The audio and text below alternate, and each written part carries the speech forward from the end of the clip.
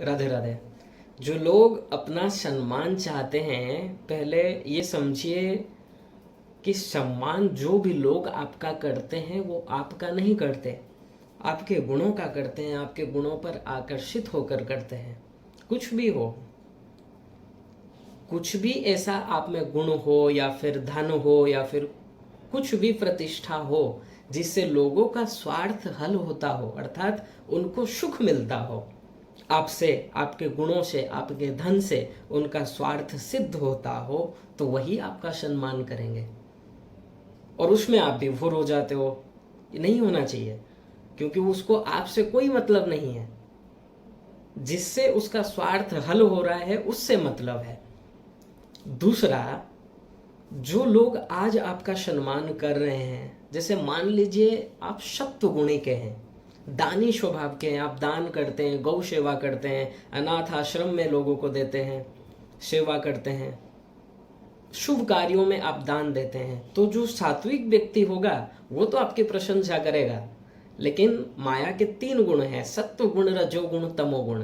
तो सात्विक व्यक्ति आपका सम्मान करेगा और रजोगुणी तमोगुणी आपके अगेंस्ट में हो जाएंगे।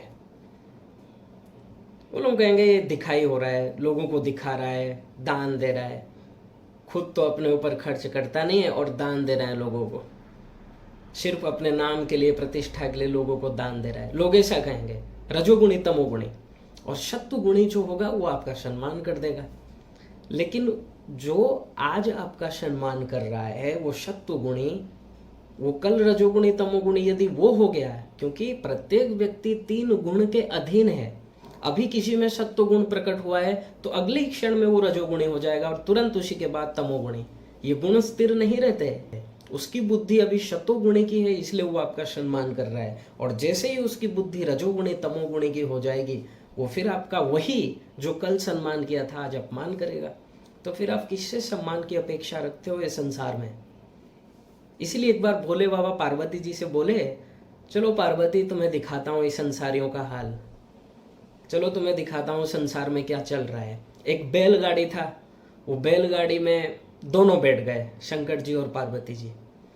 तो लोगों ने देखा, कमेंट्री किया, देखो देखो देखो, ये बैलगाड़ी, एक तो बेचारा बैल है, उसके ऊपर ये दोनों 80-80 किलो के बैठ गए, थोड़ा भी इनको दया नहीं है। तो शंकर जी ने सोचा चलो क्या करें, तो कहा, अकेली पार्वती जी से कहा तुम अकेली बैठ जाओ, हम नीचे चलते हैं। फिर लोगों ने देखा, फिर लोगों ने कहा, अरे देखो देखो देखो, ये जोरू का गुलाम, स्त्री का गुलाम है, स्त्री को तो बिठा दिया है बैलगाड़ी में और खुद नीचे चल रहा है, कहाँ ये युग जा रहा है। ऐसी कमेंट्री की लोगों ने। तो शंकर जी ने कहा अब हम बैठ जाते हैं, पार्वती तुम नीचे चलो। तो अब लोगों ने कहा देखो देखो, इसको थोड़ा भी दया नहीं है, अपनी स्त्री को कह रहा है तुम नीचे चलो और खुद बैठ गया ऊपर गाड़ी में। अब दोनों उतर गए, शंकर जी और पार्वती जी दोनों उतर गए, अकेला बैलगाड़ी जा रहा है। अब लोगों ने देखा, फिर लोगों ने कमेंट्री किया, कैसे मूर्ख हैं, गाड़ी मंगाया ही क्यों है, यदि गाड़ी में तुमको जाना ही नहीं है, चल के जाना है, तो गाड़ी क्यों लाए हो साथ में। कहने का मतलब है तुम कुछ भी कर लो, तुम्हारे अगेंस्ट में लोग रहेंगे ही।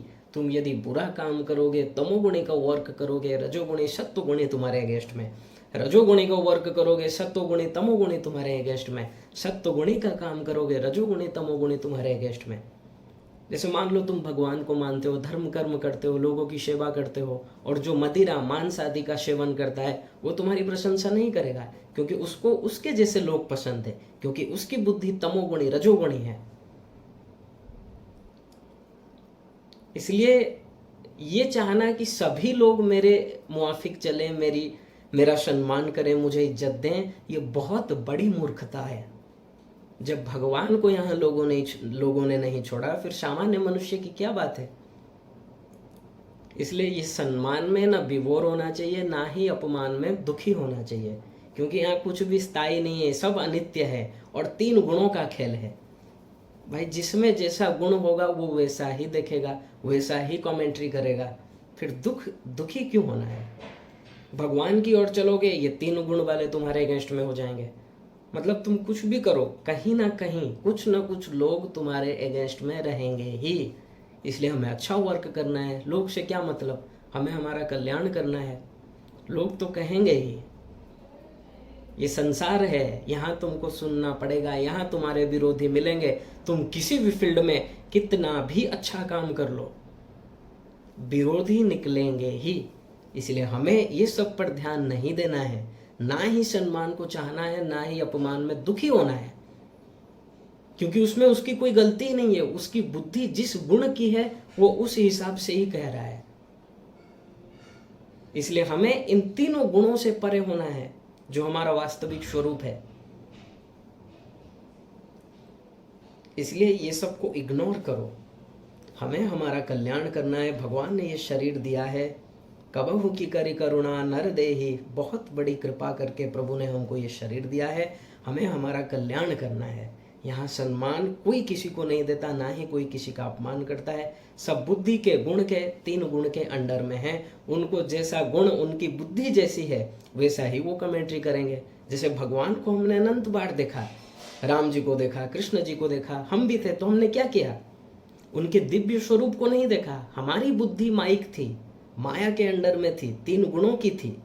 तो जिसने जिस भाव से जो गुण उसमें उस समय में प्रधानत्व था, उस समय में भगवान के अवतार काल में जिसकी बुद्धि जैसी थी और जैसा भाव था भगवान के प्रति, वैसा ही हमने देखा। इसलिए कहा गया 10वें स्कंद के 43वें अध्याय का 17वां श्लोक कि मल्लानाम असनिर्णृणाम नरवर स्त्रीणाम स्मरो मूर्तिमान। मल्लानाम असनिर्णृणाम नरवर स्त्रीणाम स्मरो मूर्तिमान। गोपानां स्वजनो सतां क्षितिभुजां शास्ता स्वपित्रो शिशुः मृत्युर्भोजपतिर्विराट विदुषां तत्त्वं परं योगिनां वृष्णीनां परदेवतेति विदितो रंगं गतः साग्रज। अर्थात जो जिस भाव से देखता है, उस समय जब भगवान रंगमंच में प्रवेश किए बलराम जी के साथ, तो जिसकी भावना जैसी थी, किसी ने भगवान के प्रति किसी का वात्सल्य भाव था तो वो वात्सल्य भाव से देख रहा है। स्त्रियां उन्हें कामदेव के रूप में देख रही हैं। जो योद्धा थे भगवान को वीर के रूप में देख रहे हैं। कंस भगवान से भयभीत हो रहा था तो भगवान को यमराज के रूप में देखा। तो अवतार काल में भी हम लोग सब थे, लेकिन जैसी जैसी भावना थी, अर्थात ये माइक बुद्धि होने के कारण जैसी बुद्धि वैसा ही हमको वो दिखाई पड़ते थे। जैसे मान लो संसार में कोई बाप को अपनी बेटी मिल गई और उसने गले लगा लिया, तो वहां 2 लोगों ने देखा जो तमोगुणी वाले थे, तो उन्होंने ये सोचा कि देखो देखो देखो, इनको थोड़ा शर्म नहीं है, बीच रास्ते में एक दूसरे को गले लगा रहे हैं। और वहीं साइड में 2 और लोग थे, उन्होंने कहा लगता है ये बाप बेटी हैं, इतने दिन बाद मिले हैं तो खुशी को संभाल नहीं पाए इसलिए गले लगा लिए। तो देखो, एक ही वर्ग को 2 विचारधारा अलग अलग, तो ये क्या है? ये उनकी बुद्धि के अनुसार है। इसलिए संसार में किसी से भी सम्मान की अपेक्षा न रखो, न अपमान में दुखी हो। हम लोग क्या होता है, हम लोग तो ये हैं, कोई हमारा सम्मान कर दे, आज एक व्यक्ति ने सम्मान कर दिया, हम फूल जाते हैं, यार हम इतने अच्छे हैं, उसने हमारा सम्मान किया, बहुत बढ़िया है। और कल वही व्यक्ति यदि तुम्हारा अपमान कर दे तो मूड ऑफ। इसलिए ये मूर्खता छोड़ दो।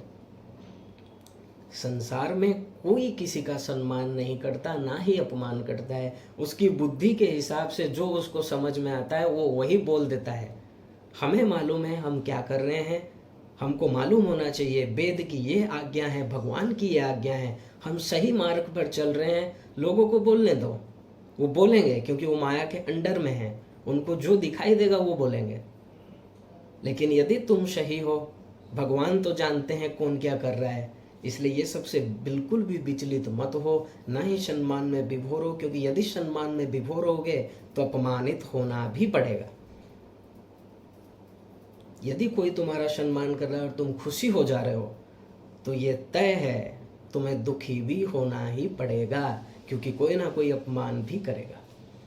इसलिए इससे ऊपर उठकर हमें हमारा कल्याण करना है। भगवान ने ये मनुष्य शरीर जिसलिए दिया है, भगवत प्राप्ति के लिए, अपने उस वास्तविक आनंद को पाने के लिए जो जन्म जन्मांतर तक हम नहीं पाए हैं, उसी के लिए ही प्रयत्न करो।